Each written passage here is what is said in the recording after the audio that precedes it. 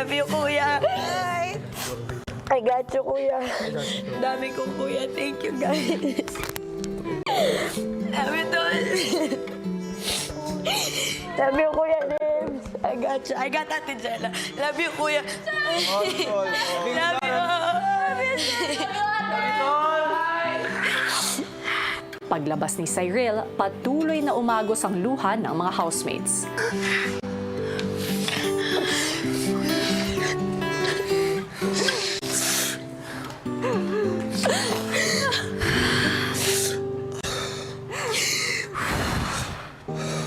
Si Cyril kasi, isa po siya sa talagang naging best friends ko dito. Si Cyril po yung pinaka nakakaintindi sa akin at hindi lang sa akin, sa lahat. She always makes us feel seen, valued. She never fails to validate us.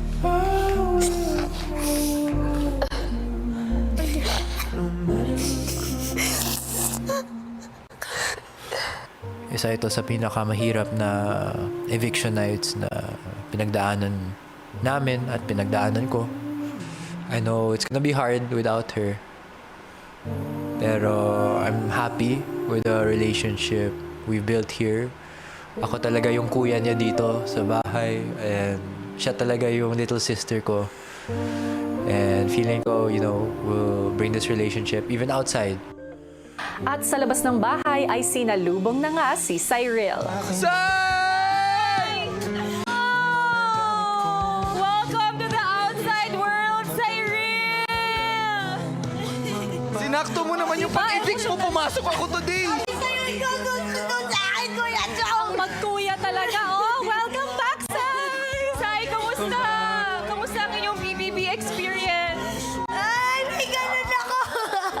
Oh, nakita niya ang kanyang mga fans. I'm so happy po sa experience. Sobrang sad ko kasi may iwan ko yung mga kuya ko. Andito ako. Alam ko naman, Tito.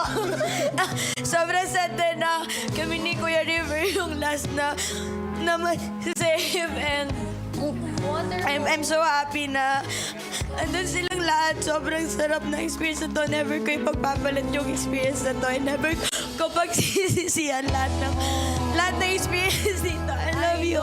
Sobrang Thank you, saya Kuya. namin, Cyril, na naging part ka ng Pinoy Big Brother. Maraming